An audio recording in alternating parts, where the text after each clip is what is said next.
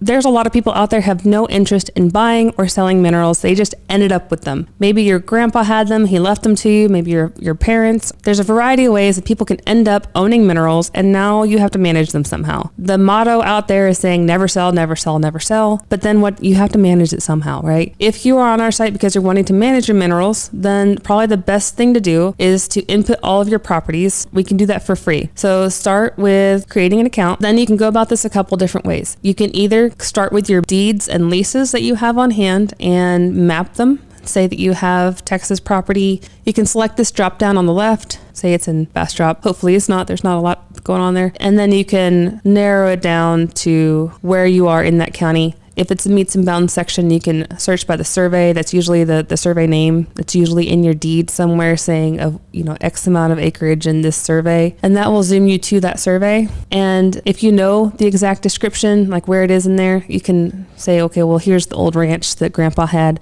Or you can just select the whole survey and just say it's somewhere here in that survey. Add it to your properties, give it a name, old ranch. If you know if it's leased or not, you can put the lease royalty rate in there. If you know how many net acres you have, you can put that in there. If you know that you are the only owner of Grandpa's old ranch and you're not sharing that interest with anybody else, we'll tell you what the gross acreage is that's outlined here, and you can just say you own all of that.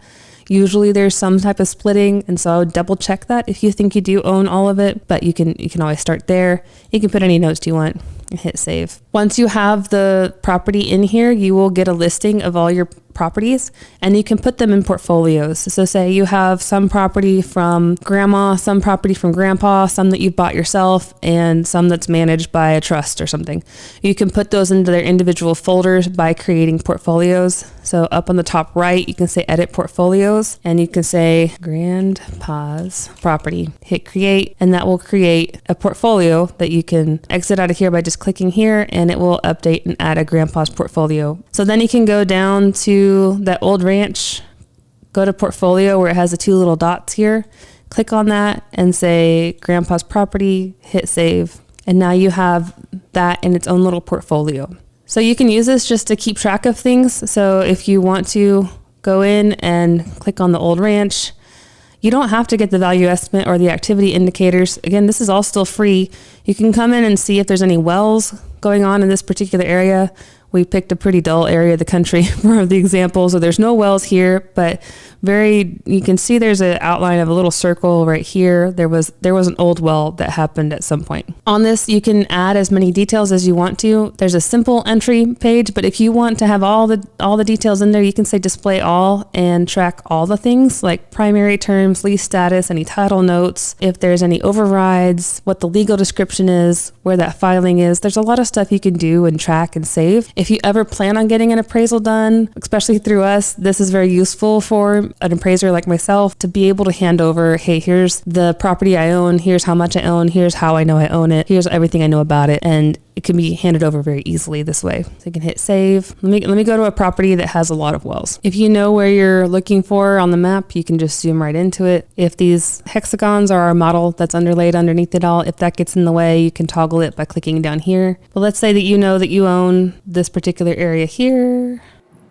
Add it to properties. We'll say this is the DeWitt prop. I own 30 net acres. I know that it's leased at 22.5%, and I hit save. Let's say that this is also grandpa's property, and we just made this DeWitt prop.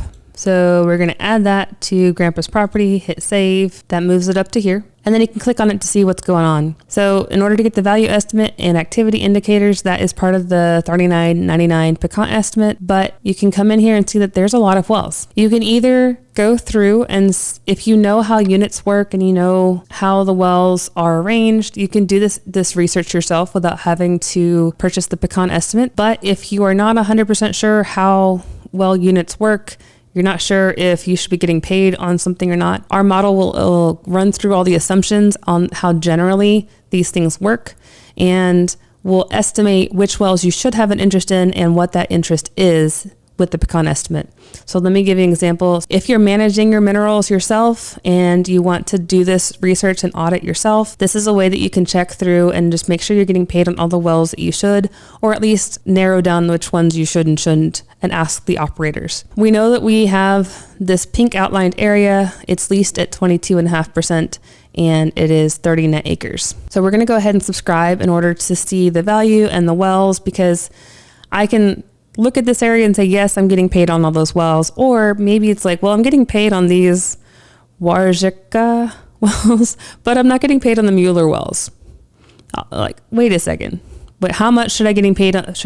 Is this worth me looking into? Who is the operator I need to be looking into this for?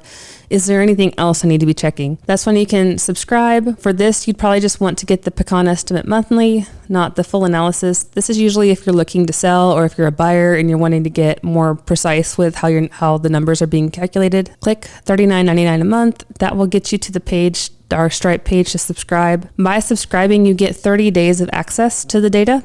And that's why it's a subscription. As things change over that 30 days, if we get new data, if we get new analysis, you will get access to that real time. Because you're just doing this as a management thing, you're kind of auditing, like self-auditing your files. You probably don't want it to renew every month, which is what this is saying here. It's going to renew at the end of the month. If you're going through a sales transaction, a lot of times you want to keep track of that. But since you're just looking at this one time, you can just hit cancel, and that will cancel the renewal. You still have access to it until this date here, but it won't recharge on your card. Once you purchase, give it about 2 minutes to run through the calculations. It's taking your unique property and your unique inputs and looking how that fits in with our model and doing a bunch of calculations back and forth. So it takes a minute or two. The more wells on the property, the longer it's going to take. There's just a lot of calculations going on. Okay, I just hit refresh. It finished with the estimated well interests before it finished with the rest of it. So we're going to look at this first. This will list out, based on this polygon, which wells we think you should have an interest in and how much interest that is. So by default, it shows just the active wells, because there's some areas that have hundreds of inactive wells plus active wells. So we've filtered those out by default. If you want to look at all the wells, just hit display all. This will include if you have wells that have been drilled but not yet producing. This is how you include those. We'll turn that off for now, but this is going to look at the estimated unit for that well. So for example, this Mueller unit is going to at least take up the wells that have the same name, and then it will look at how much that acreage overlaps with that unit. So for example, this first one is estimating a 40% overlap of the property with the unit, and that's just an input to the calculation of how we're estimating your revenue decimal. So the revenue decimal should line up with what you're getting on your checks. It's probably not exact because there's a lot of things that go into these revenue decimals, but it should be close. If it's not close, there's a couple things to look at. Maybe you have more or less net acreage. Maybe this particular property is leased at a different royalty rate than you thought. Maybe the outline for the property is not quite as far over as you thought it was. Maybe it's only to halfway across the unit, which would be half the unit factor if you have half of your overlapping acreage. There's just a lot of things that could be happening.